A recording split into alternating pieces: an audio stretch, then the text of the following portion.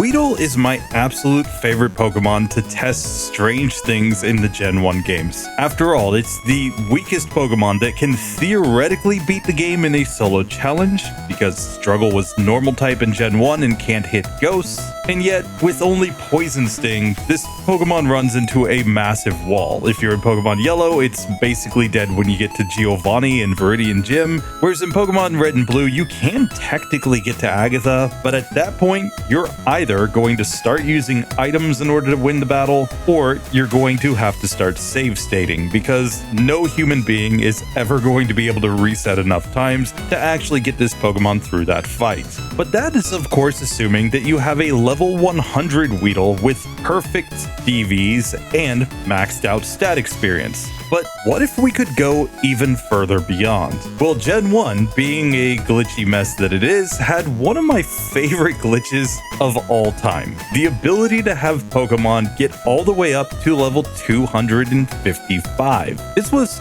actually insanely easy to set up. You simply did the Cinnabar Island Missing No glitch, and you could encounter a ton of Pokemon at levels above level 100. And while these Pokemon would immediately revert back to level 100 if they ever gained experience in battle, you could level them up by giving them rare candies. So I was that kid on the playground back in the day who had a level 255 Mewtwo that simply destroyed all the other kids in Link battles because it was incredibly OP. But that kind of raises a question. How good would a level 255 Pokemon be if it had the worst base stat total and the worst attacking move? So today, let's test that out. Let's try to beat the game with a level 255 Weedle and see if it finally turns out to be a Pokemon that can actually solo the game without literally having to reset until the end of time. Will this make every fight in the game completely trivial, or will this turn out to be a massive mistake?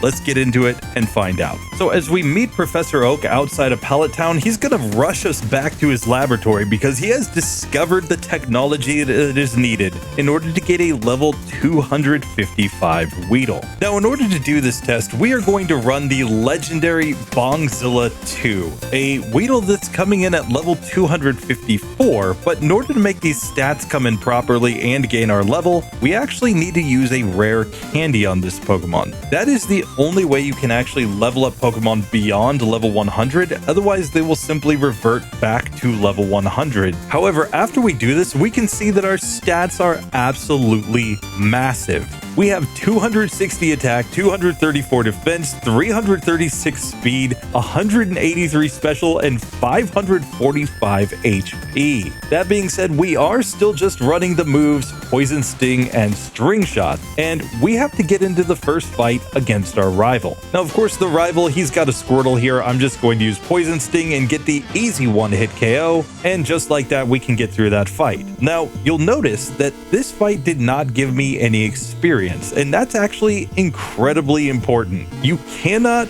progress through the game with a level 255 Pokemon if you gain any experience whatsoever. So this is a ROM hack where I have eliminated experience from the game so that I can play the entire game with a single level 255 Pokemon. On top of that, I have given max DVs to this Pokemon, so this will be the strongest possible level 255 Weedle, because we just need to establish if this Pokemon can now actually beat the game in a solo challenge, and more importantly, is it just gonna be completely easy? Now, usually the first major wall for Weedle is of course Brock.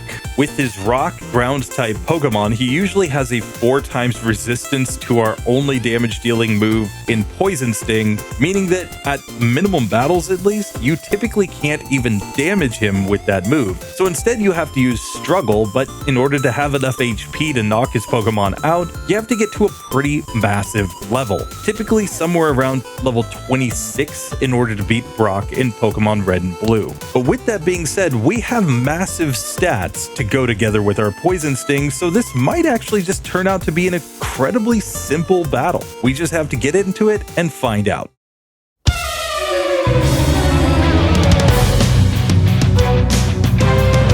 So Brock attempt number 1, he leads off with Geodude. Let's go for Poison Sting, and sure enough, it gets a one-hit KO on that Pokemon. Out next is the Onix, and of course, we just Poison Sting and get another easy victory. So it really took nothing to beat Brock. 5 minutes and 3 seconds, but that's including me talking through this whole section. And there's no reason to even take any optional battles with this Weedle. He is just far too powerful for the first gym. But what we're really interested in is how we do for the rest of the game. But here, of course, I think we can just basically one-shot everything on our way to Cerulean City. So let's just make our way over to Misty. But of course, before we get to Misty, we will destroy the Super Nerd at the end of Mount Moon and get the Dome Fossil because it is the superior fossil. Everybody knows the gotta get Lord Dome. But now we are standing in Misty's gym, and she of course has her Staryu and Starmie, but I remember from the anime that she absolutely hates bugs, and I think we're about to prove why.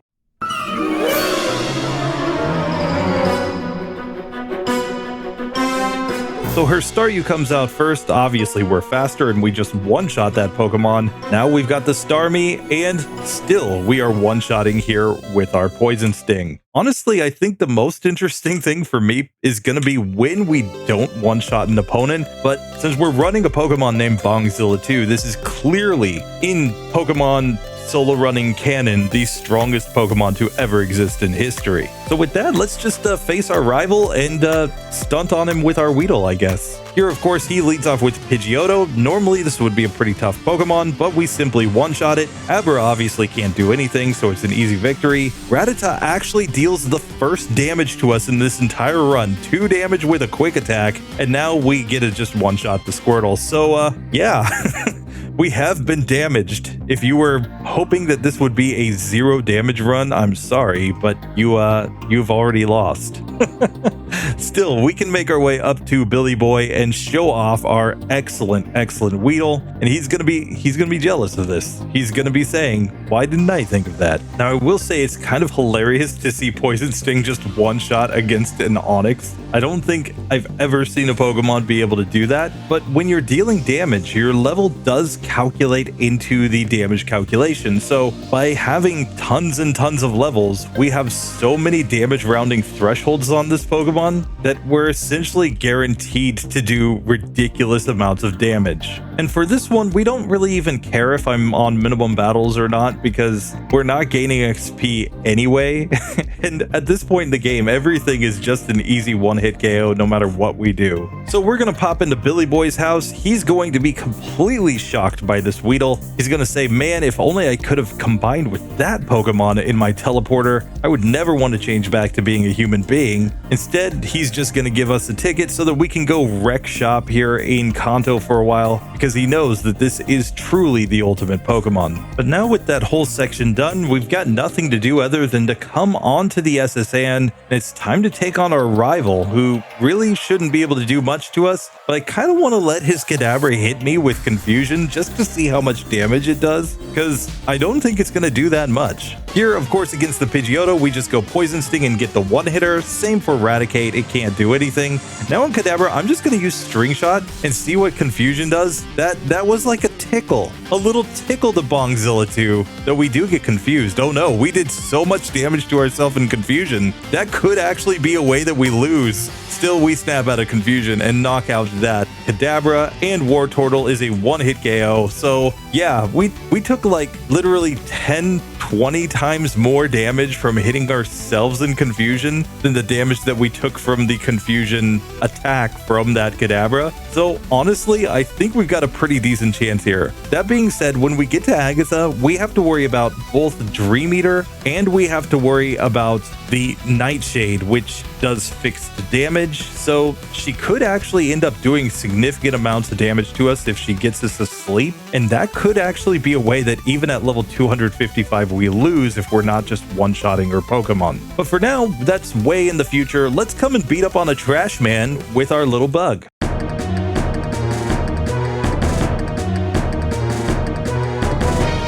So Surge leads off with Voltorb in this version. We're simply going to go Poison Sting in one shot. Pikachu also gets completely wrecked, and now Raichu gets more of the same. So that was stupidly easy. 15 minutes, 43 seconds. I'm not speed running here, but you know, outside of like fighting one hiker that we don't technically have to fight, there's nothing that is in our way at this point in the run. We're simply destroying all of Kanto with this Weedle. And with that, we can simply grab a bicycle and then make our way through the rock tunnel, where I don't think we're going to have too much issue. I think we just have to make sure we don't run out of PP here, because PP problems can be an issue for us even with the super powered Weedle. I don't want to have to grind away all of those string shots to be able to use struggle on an opponent, so we're gonna just heal up there very quickly. And now the wrapping lass, yet again, she really just stands no chance. She's neutrally affected by our poison sting, so we get a nice easy victory. And I don't expect anything else in this section to be too hard, so let's just get through to Celadon as quickly as possible.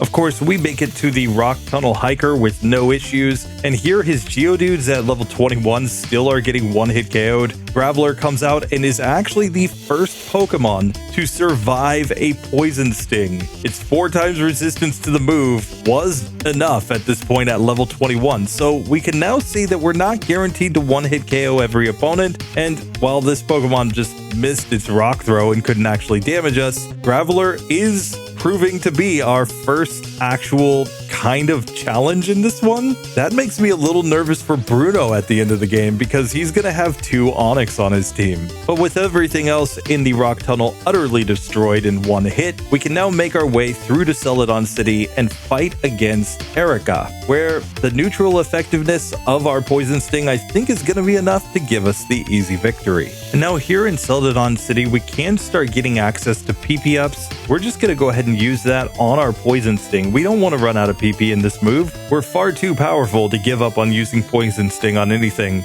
Like previously when I did the perfect stats Weedle, we basically spent the entire run using struggle, but here I think I'm gonna just try to use my legit move. So standing right in front of Erica, let's see how the flower girl likes our little Weedle.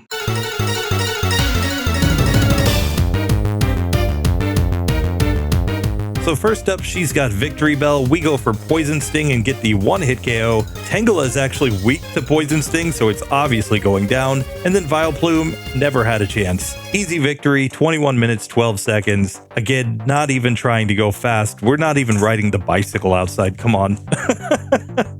We are still just cruising through the game though. So with that, I'm not going to Pokédoll Glitch because I want to go stunt on Giovanni with this Pokemon, and I kind of just want to see what the damage ranges look like against his Onix and Rhyhorn here. Now I'm not going to give vitamins in this run because honestly I don't think I need them, but you could obviously start slamming vitamins at this point as well. I think the only vitamin that really makes sense would be to use a bunch of proteins to boost your attack stat to make it so that you could do even more damage with your weak little poison sting. Granted, at this point our poison sting looks like it's hyper beam or something every time we use it on our opponents. Clearly we have just become far too powerful. But now it's time to find out if Giovanni can even survive a hit with his Onix and Rhyhorn. Obviously Kangaskhan is just going to be a one-hitter I think, but let's test this out. So first up, we've got the Onix, we go Poison Sting, and sure enough we do just over half to this Pokemon. In spite of the fact that it is at like 1/10 of our level, we can't one-shot here. That being said, Rock Throw does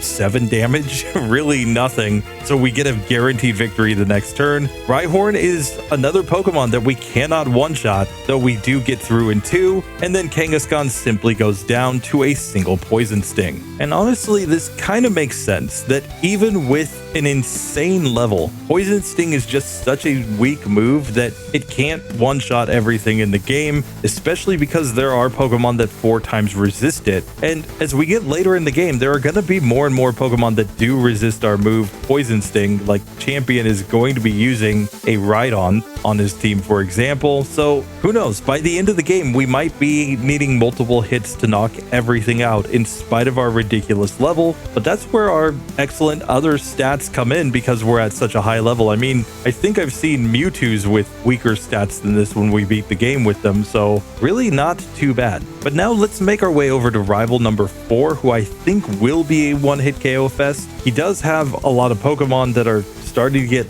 to second stages here, but I think we've still got the victory. He leads off, of course, with Pidgeotto. We just one-shot that Pokemon. Growlithe can do nothing. Execute is weak against Poison Sting. Kadabra gets destroyed. And Wartortle, more of the same. We never had to worry in that fight. So we're just going to make our way up the tower, go get a flute from an old man, and then make our way down to Koga. And again, we have XP gain turned off so that we can stay level 255 through this entire run. So it doesn't really matter what battles we take, but I'm basically just trying to stay on the minimum battles route as much as I can, just more for the sake of saving time because we don't want to have to knock out a bunch of extra Pokemon if we don't need to. However, we will fight Ghosty Mama instead of giving her a Pokédoll, and here Poison Sting yet again just barely misses the range to knock the Marowak out. A level 30 Marowak survives on 1 HP, so we have to knock it out on the next turn. But again, very interesting to see that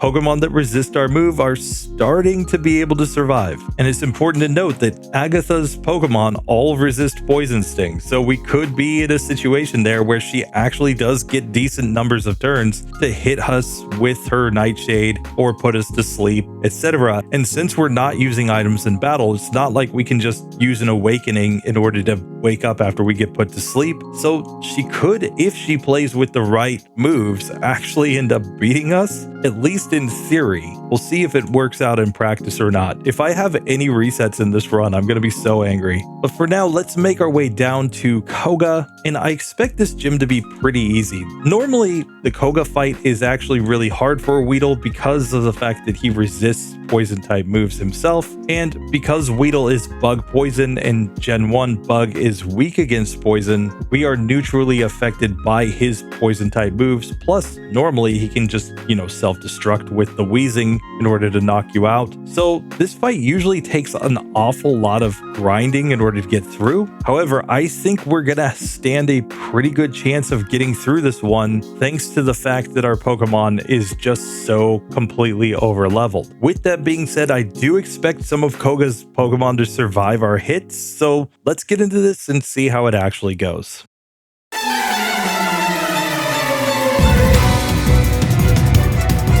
So Koga attempt number 1, he leads off with Coughing. Poison Sting does not get the one-hitter, and he smoke screens us, but we manage to knock him out the next turn. Muck is out next. We do over half, but now it goes Minimize, so we've got 1 accuracy drop, and he's raised to evasion, but we knock him out on the next turn. Coughing, we this time get the range to knock that Coughing out. We've made it to the Wheezing. We kind of just want self-destruct.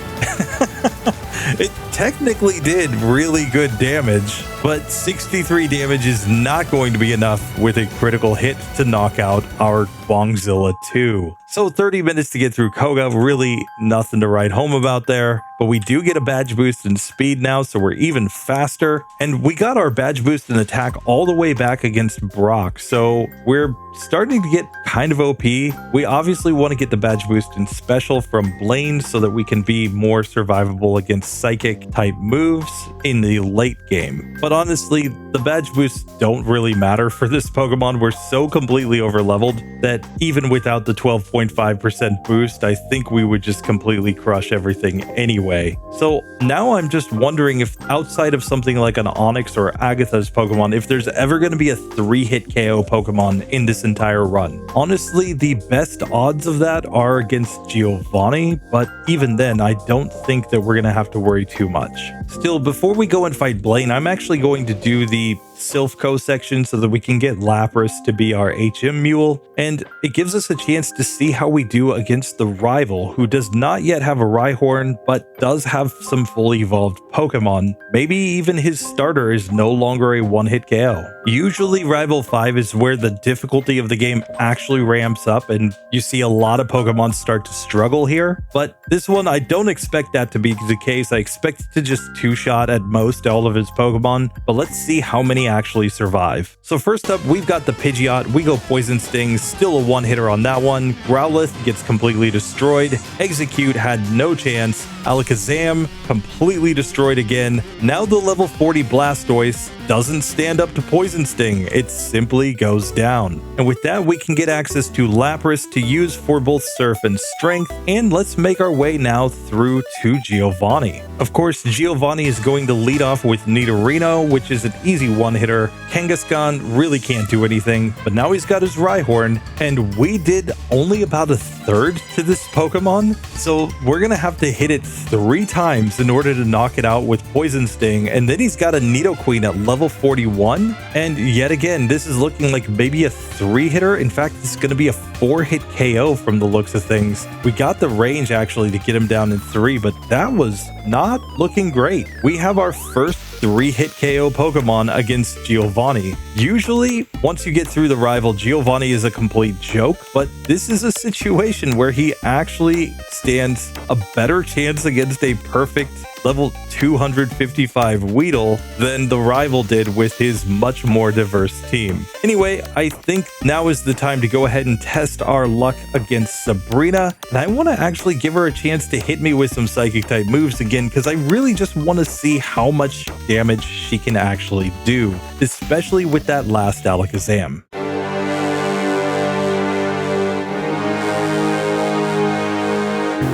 So Sabrina leads off with Kadabra. I'm just going to one-shot this Pokemon, easy victory. Go for the same on Mr. Mime and Venomoth. But now we've made it to the Alakazam, and I'm going to switch to String Shot because I want to see what Psybeam will do. When it does hit Psybeam, we can see that it did 47 damage, so really not that much, considering that this is one of the strongest special attackers we're going to see in the game. So I'm just going to use Poison Sting and completely destroy it. We get through 35 minutes, 23 seconds. Still no difficulties whatsoever in this run, but I'm now expecting some of Giovanni's Pokemon to be maybe even 4-hit KOs, which could affect things a little bit. But now there's really nothing to do other than to get down to Blaine's gym, basically keeping ourselves on minimum battles outside of just a few randos that we've run into, and this gym could prove difficult if we actually get hit by a fire type move, like in terms of we could actually take damage. So this is another one where I kind of want to let myself get hit by Fire Blast and just see what happens.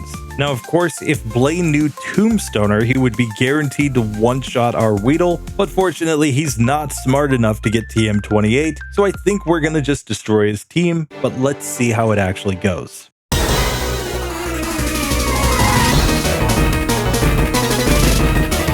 Up first for Blaney Boy is the Growlithe, which we simply one-shot. Ponyta's out next, another one-hitter. We hit the Rapidash and it goes down. Now let's just see what Fire Blast can do. Instead, he goes for a Super Potion. Now he goes for Fire Blast though, and we can see some pretty decent damage there. Nearly 70 points of damage, but now let's see what our Poison Sting does. A critical hit does not one-shot the Arcanine. This would be a 3-hitter without a crit. Instead, we managed to simply knock that Pokemon out, but wow, that is ridiculous.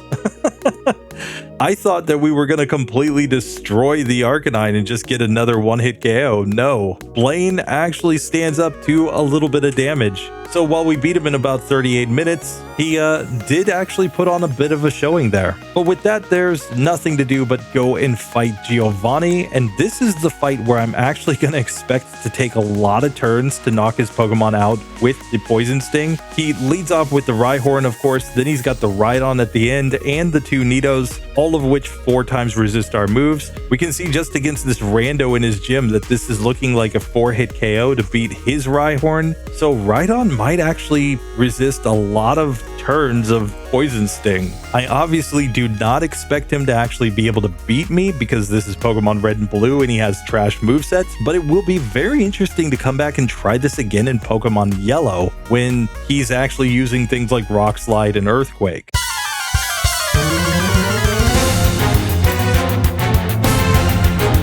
But we've got to see how Giovanni does in Pokemon Red and Blue. He leads off with Rhyhorn, of course. We poison it turn 1 and he goes for Horn Drill. Good job. And with the poison, we are going to take this one down in 4 hits. He goes for Fury Attack and does some decent damage there. Out next is the Doug Trio. We miss a Poison Sting. That was a Gen 1 miss right there. But then we knock it out the next turn. Nidoqueen comes out, and this is looking like another 4-hitter, maybe even a 5-hitter. We do manage to take it out in 4. Nidoking comes out next. It goes for Tackle because this is Pokemon Red and Blue, and Giovanni has trash moves, but he just barely survives against 3 poison Poison Sting, so it's a 4-hitter to knock that one out. Now we've made it to the level 50 Rhydon. It obviously has great defense and HP, and we did very, very little there, comparatively, at least 28 damage, which makes this like a 7-hit KO without poison. We do poison him the next turn though, and obviously Horndrill cannot hit a faster Pokemon, so he's basically guaranteed to lose just because of his bad moves. Still, that was a little bit tedious to get through. We actually had to, attack multiple times against that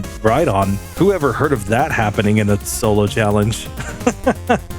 Anyway, we do beat him in 41 minutes, 15 seconds. We're ready to move on to rival number 6 and the league. And we know that we're getting close to the challenge that we've actually been looking forward to this entire time, which is the Agatha fight. That is the one that we will find out just how big of a lottery Agatha actually is. We saw earlier in the run that when we did get confused and hit ourselves in confusion, we did massive damage to ourselves, and 4 of Agatha's Pokemon can use confusion-inducing moves. So she could turn out to be really tough. But first things first, let's take on rival number 6 here outside of Viridian. He has a level 47 Pidgeot that does go down in 1 hit. Then he's got his own level 45 Rhyhorn. We poison it. So this is going to be a 4-hitter, I think, after the poison. Plus, the Tail Whips are giving us badge boosts in our attack. Out next is Growlithe that gets 1-shot. Execute also gets 1-shot. Alakazam at level 50, still a 1-hit KO.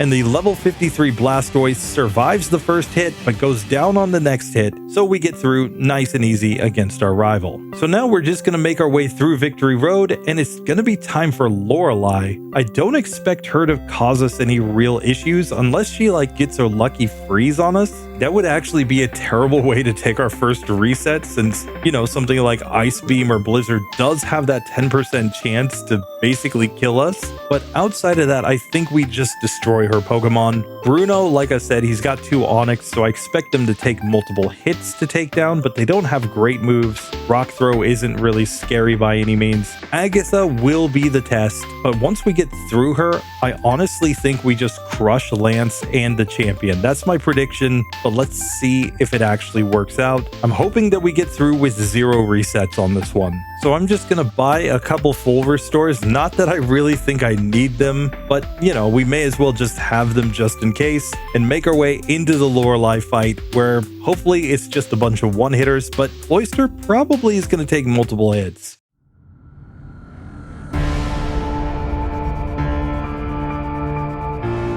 So Lorelei attempt number 1, we're going Poison Sting on the Dugong. It gets poisoned, but then it uses Rest. So this is going to be a 2-hitter. Fortunately, Rest is the only thing this Pokemon would do anyway against a Weedle, but it is one reason why this fight would normally be really tough. Still, we take it down in 2 hits. Out comes Cloyster. We did about half with the first Poison Sting, so we knock it out in 2. Out comes Slowbro. It also survives with about half HP. Jinx is super weak, so it just goes down. And now Lapras takes half damage. It hits a Hydro Pump, doing about 46 damage there, but we just knock it out on the next turn. So no issues there. We didn't get frozen. That's the only thing that we were actually worried about in that fight. We can now make our way to Bruno, and it's time to prove that Bruno cannot even beat a Weedle.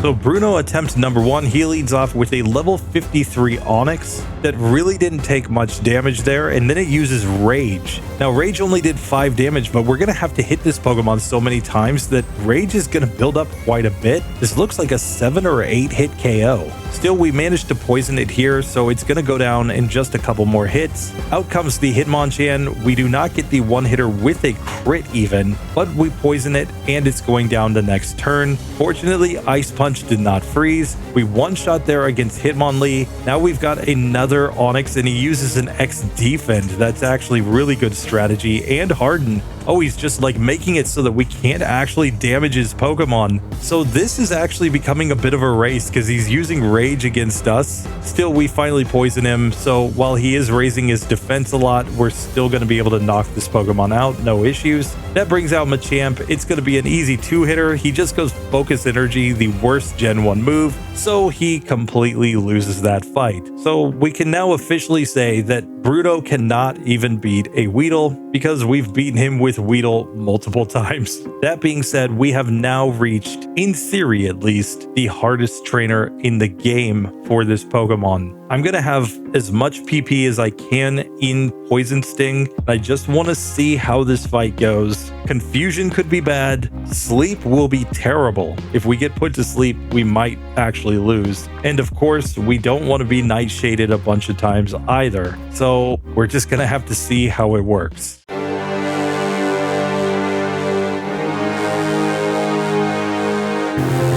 Now, the important thing here is that I do not pre-test these runs, so I don't have any idea what the damage ranges are here against Agatha, but I do know she 4 times resists poison moves, and we can see we did about maybe a quarter there to the Gengar, and then we get put to sleep. She goes Dream Eater, and it does 144 damage with a crit, mind you, but that recovers all of her HP. Now she's going for the Nightshade. Now she confuses us, and while yes, she can go for like Dream Eater while we're awake, we're taking massive damage. This is the first time we've ever been on such low health, all the way down to 43 HP remaining, and now we get confused again. If we hit ourselves once in confusion, we will simply knock ourselves out. We managed to get through the Golbat, and now the Hypnosis misses from Haunter. She swaps Haunter for Arbok. It goes Glare to paralyze us, but we knock out Haunter after that. Arbok's going for Bite, and then she Super Potions, allowing us to knock that Pokemon out, but then we get confused by the last Gengar, and we actually lose. Agatha is still hard at level 255 for this Pokemon. Granted, I think a lot of that came down to bad confusion luck. Here she Dream Eaters while we're awake. We get confused by Confuse Ray after that, but we do manage to knock out the Gengar on full health this time, only to hit ourselves in confusion against the Golbat. Still, this is just a 3-hit KO on that Pokemon. The Haunter comes out next and now puts us to sleep and confuses us. That's not what we wanted to see. Still, its Dream Eater isn't nearly as strong, and we finally do manage to wake up, only to be confused, of course, and hit ourselves in confusion. So we're once again getting on low health, and we lose twice to Agatha with our Super God tier Weedle. And this, I guess, kind of goes to prove the point of just how hard Agatha is for a Weedle. Consider that even at level 100, you're stuck using the same strategy. You just have to use Poison Sting over and over because it's the only move that can actually hit her Pokemon. And she is doing such massive amounts of damage. This time we do get back to Arbok though, and we're even getting badge boosts from Screech. So we've made it to the final Gengar. She goes Toxic, which obviously can't do anything. She Nightshades, taking us down to 9 HP. Now she's Super Potions, but then she uses Dream Eater while we're awake. So we finally win. But at level 255, we just barely got through Agatha on the 3rd attempt. So now we're going to heal and just watch our HP slowly fill back up. We took 536 points of damage in that fight. That is ridiculous. Utterly ridiculous. I don't think that has ever happened in a solo challenge ever before. But now let's see if it's just smooth sailing. We've made it to Lance. He only has one Pokemon that resists Poison Sting, the Aerodactyl. I don't expect everything to be one-hit KOs, but still maybe reasonable ranges, and I think we'll survive, but let's find out.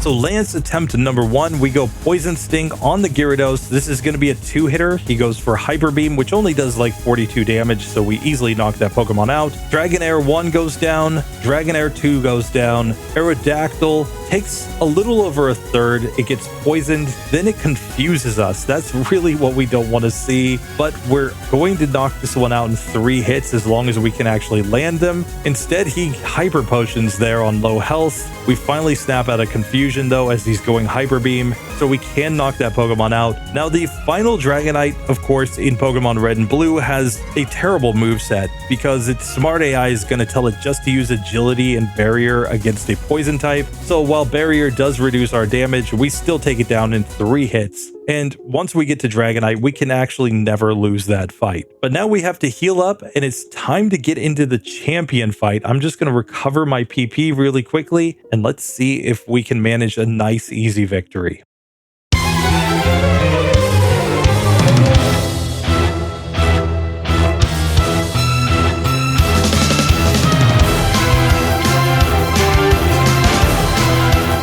So first up, of course, he's got his level 61 Pidgeot. This is a 2-hit KO, and Wing Attack doesn't do that much because Wing Attack is garbage in Gen 1. Still, it takes 2 turns to knock that one out. Alakazam's out next. It is a 1-hit KO. Now we've got the Rhydon, and look how little damage we did to this Pokemon.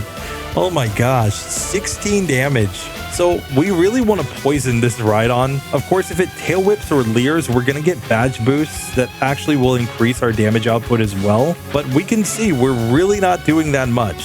We do finally get it poisoned though, so that's going to allow us to knock out the Rhydon. We get to Arcanine, which after a critical hit, we only took it down to half, but we knock it out on the next turn. Now Exeggutor gets completely destroyed, and we've made it to Blastoise. We do well over half. It goes Withdraw, and we get the easy victory against the champion. So 54 minutes, 1 second to get through the entire game. You can basically just ignore those optional battles because there's no XP in these runs.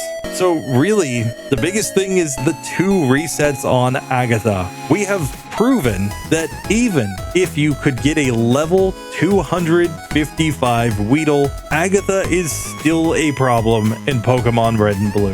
That being said, we did manage to get through her and beat the game in less than an hour without really trying to speedrun as well. And of course, the champion is now going to cry like the kids on the playground when you beat them with a level 251 Pokemon. Clearly, Blue, the actual mistake you made was not using the Missing No Glitch to get a Pokemon over the level cap. Now, Professor Oki's completely disappointed in his grandson for not using this overpowered Weedle, but he clearly didn't hear about that Agatha fight. We're not going to mention that to Professor Oak here. Obviously, we don't need him raining on our parade here. Like, you lost to my, like, high school girlfriend? Come on, what? Still, this does make me think that there's one last thing we need to test. How do we do if we actually fight a Pokemon that is over level 100? Fortunately, we have the technology to try this. The first thing that we need to do, of course, is come up here and talk to this old man and let him show us how to catch a Weedle. Clearly, he wants Weedle because he knows how strong it is, and he knows he's going to get it to level 255 in no time. I mean, we actually watched him catch Weedle twice. Good job. But now we will fly down to Cinnabar Island. And the whole point of this is that our name has been saved in the registers that normally store Pokemon encounter data. So now we can start encountering some random Pokemon here. For example, this Starmie that is level 129. So let's see how much damage Poison Sting does against a level 129 Starmie. Oh, we did like nothing. Still, I think we can win. Yes, we poisoned it, and Bongzilla 2 does take the victory. Still, we need to see if there's anything stronger than that Starmie over here right now. We get a level 143 Golbat, against which we do basically nothing with our Poison Sting, and it confuses us. And Wing Attack does massive damage, and then we get Haze to remove all of our badge boosts. And the Wing Attack, in spite of the fact that it's such a weak move in Gen 1, is just absolutely destroying us. So we actually lose to a Pokemon that is 112 levels lower than our Bongzilla 2. That's right, Golbat, of all Pokemon, just completely destroyed us. So with that, I think we can finally say that while, yes, this level 255 Weedle that I somehow changed the name of, don't worry about that. I guess what we have to say now is that this level 255 Weedle, while it is incredibly overpowered, proves that you still actually do need stats and you need good movesets if you're actually going to win in a solo challenge. Because if you're just stuck using Poison Sting, even with this insane level and these insane stats, you're going to struggle when you get to certain opponents at the end of the game. Anyway, that was my takeaway. Tell me how you felt about this run, and how would you feel about us doing a different Pokemon like this? Because technically there is another weak Pokemon you can get at level 255, Magikarp, but it's not able to beat the game unless we get up to some shenanigans. Anyway, we'll maybe experiment with that later. For now, I appreciate you watching. Thank you to the channel members. I will see you in the next one. Later.